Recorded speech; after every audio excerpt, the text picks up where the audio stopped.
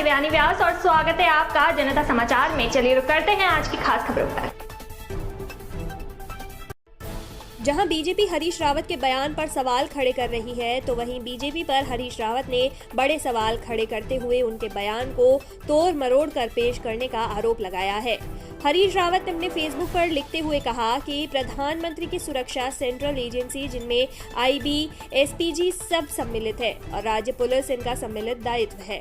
प्रधानमंत्री के कार्यक्रम में जब बदलाव हुआ, उन्होंने सड़क मार्ग से जाने का निश्चय किया तो सारे मार्ग को प्रॉपरली तरीके से सैनिटाइज किया जाना था और किसानों के आंदोलन की स्थिति और उनके द्वारा दी गई चेतावनी के संदर्भ में इनको रिकन्फर्म कर लिया जाना चाहिए था कि ऐसी संभावना तो पैदा नहीं होगी कि कोई मार्ग में आकर के अवरोध पैदा करे। ऐसा कहीं हुआ, ये कहीं ना कहीं एक सामूहिक सुरक्षा चूक है, जिस चूक में प्रधानमंत्री की सुरक्षा के लिए जिम्मेदार सेंट्रल एजेंसी भी है।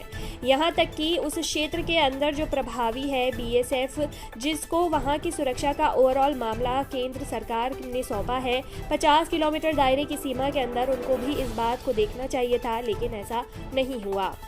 मैंने कहा कि यदि आधा घंटा और समय ले लेते, प्रधानमंत्री का कारवां आधा घंटे देर से प्रारंभ होता तो ऐसी स्थिति नहीं आती, और यदि आधा घंटा विलंब हो जाता तो कोई बादल नहीं फट पड़ता, कोई बम नहीं फट पड़ता।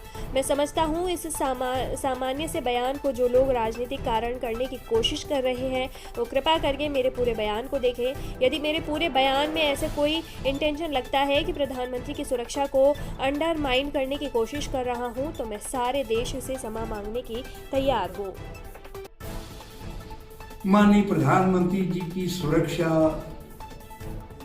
सेंट्रल एजेंसीज जिनमें आईबी, एसपीजी सब सम्मिलित है और राज्य पुलिस इनका सम्मिलित दायित्व है। प्रधानमंत्री के प्रोग्राम में जब बदलाव हुआ, उन्होंने सड़क मार्ग से जाने का निश्चय किया तो सारे मार्ग को प्रॉपरली सैनिटाइज किया जाना चाहिए था और किसानों के आंदोलन की स्थिति और उनके द्वारा दी गई चेतावनी के संदर्भ में इसको रिकन्फर्म कर लिया जाना चाहिए था कि ऐसी संभावना तो पैदा नहीं होगी कि कोई मार्ग में आकर के अवरोध पैदा करे। ऐसा नहीं हुआ।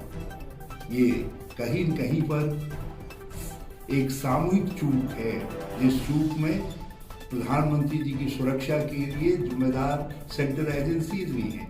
यहाँ तक कि उस क्षेत्र के अंदर जो प्रभावी है बीएसएफ, जिसको वहाँ की सुरक्षा का ओवरऑल मामला केंद्र सरकार ने सौंपा है 50 किलोमीटर सीमा के दायरे के अंदर, उनको भी इस बात को देखना चाहिए था, लेकिन ऐसा हुआ नहीं। मैंने कहा कि यदि आधा घंटा और समय ले लेते, प्रधानमंत्री का कारवां आधा घंटा देर से प्रारंभ होता तो ऐसी स्थिति नहीं आती, और यदि आधा घंटा विलंब हो जाता तो कोई बादल नहीं फट पड़ता, कोई बम नहीं फट पड़ता।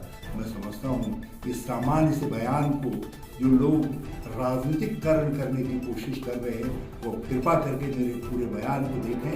यदि मेरे पूरे बयान में कहीं पर ऐसा इंटेंशन लगता है कि मैं प्रधानमंत्री जी की सुरक्षा को अंडरमाइन करने की कोशिश कर रहा हूँ, तो मैं सारे देश से क्षमा मांगने के लिए तैयार हूँ।